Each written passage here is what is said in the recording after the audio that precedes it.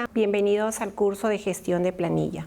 Vamos a hablar sobre la unidad número 1, la lección número 1, introducción y las leyes laborales. Cuando hablamos de leyes laborales, estamos hablando de que hay instituciones que se encargan de velar que los contratos de trabajos que se realizan entre el trabajador y el empleador estén acordes a las normas laborales. Otro es que dentro de estas leyes laborales también lo que vemos es la remuneración que se paga al trabajador, las obligaciones y los derechos que tiene tanto el trabajador y el empleador. A esto también se añade las formaciones y competitividad que se da a la formación profesional, y además también esto nos hace ver que para que no haya un conflicto de intereses entre ambas partes, trabajador o empleador. La legislación laboral está normada por el Decreto Legislativo 728, que es la Ley de Productividad y Competitividad del Empleo.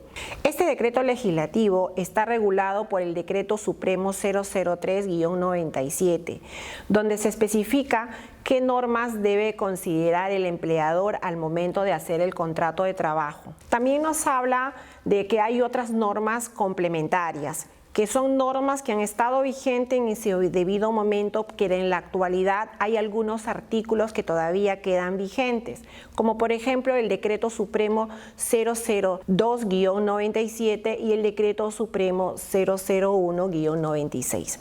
La institución que se encarga de administrar las normas laborales es el Ministerio de Trabajo y la Promoción del Empleo.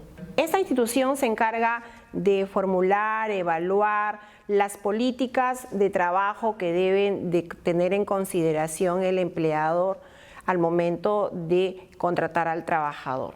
Asimismo, supervisa que estos trabajadores estén laborando en un ambiente de higiene, de seguridad, que le permite desenvolverse adecuadamente en sus labores cotidianos. También esta institución se encarga de supervisar toda la parte remunerativa de los empleadores para que no haya un conflicto tanto entre el empleador o el trabajador.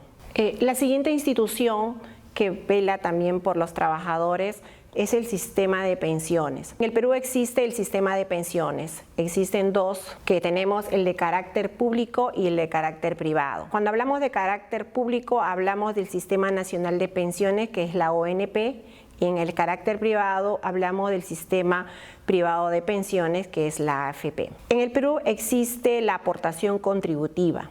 ¿Por qué digo contributiva? Porque el trabajador tiene que aportar su dinero para luego adquirir el derecho. O sea, no es que el Estado aporte por el trabajador. Si hablamos del carácter público, hablamos de la ONP, para las trabajadoras que se encuentran en este sistema, bueno, hay que tener ciertas obligaciones para poder adquirir ciertos derechos.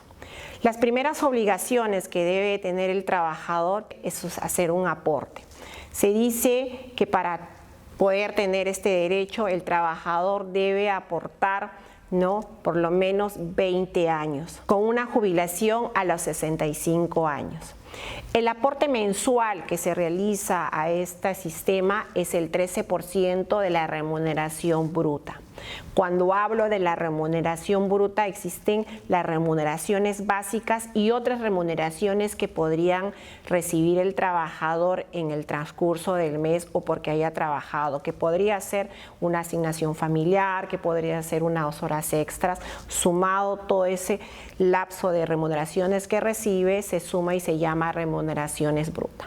Entonces, este porcentaje que el empleador retiene al trabajador tiene que ser aportado a la ONP para que este trabajador tenga derecho a una jubilación cuando cumple los 65 años, si es que ha aportado los 20 años. El otro beneficio que también te da la ONP es que el trabajador puede solicitar una pensión adelantada.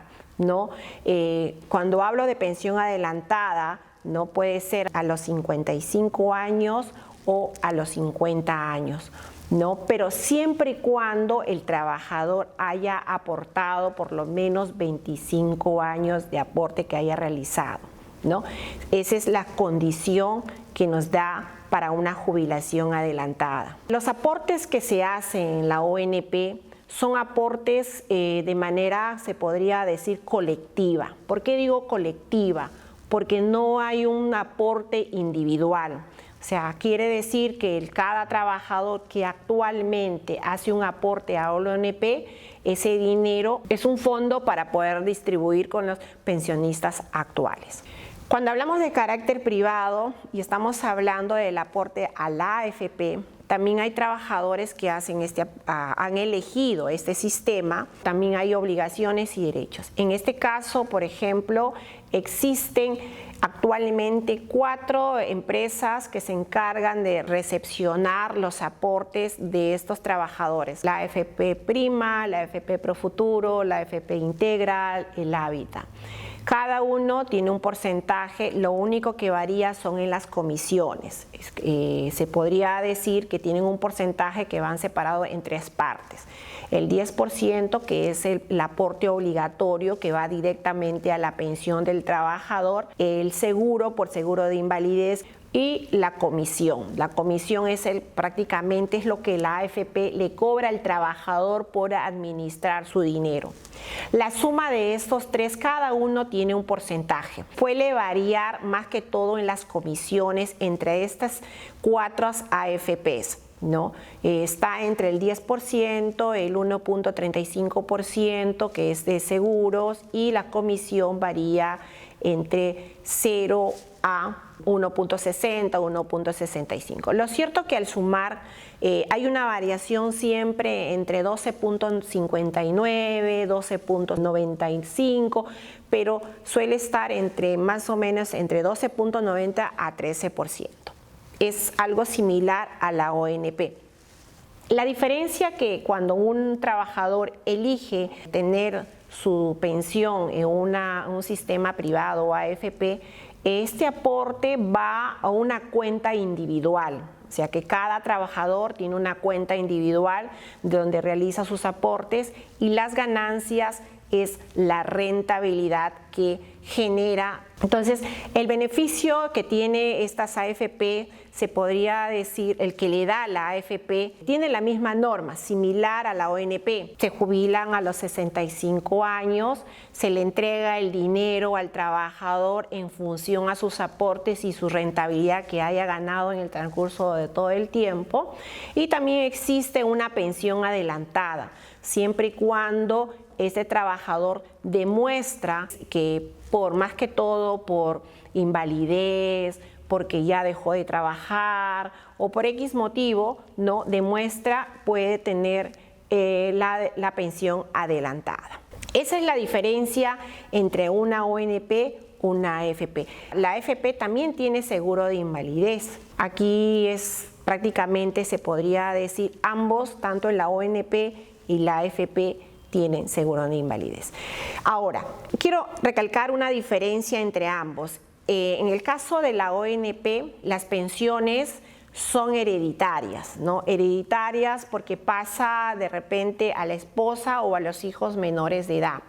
En cambio, en la AFP se podría decir que es hereditaria siempre y cuando el trabajador esté trabajando y bueno, pues suceda algo y no hubo, mejor dicho, un contrato de recibir pensión. En ese caso se podría decir que es hereditaria.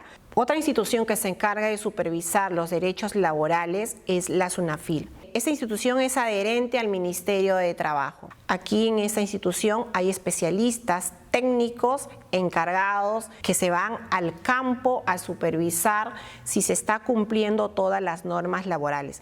Tienen la potestad de solicitar información a las empresas porque está autorizado no solamente por el Ministerio de Trabajo, sino hay un decreto que tiene la autorización desde el Congreso de la República. Entonces, tienen toda la facilidad, mejor dicho, la potestad de poder sancionar sin influencia de otras instituciones. Prácticamente es la que está en el campo, ¿no? Supervisando a cada empresa, buscando que si toda la seguridad, todo lo que es la formulación, las políticas que se dan en las normas laborales se estén cumpliendo. En resumen, en esta primera lección hemos podido conocer o hemos hablado referente a las instituciones que se encargan de supervisar los derechos y las obligaciones tanto del trabajador y del empleador.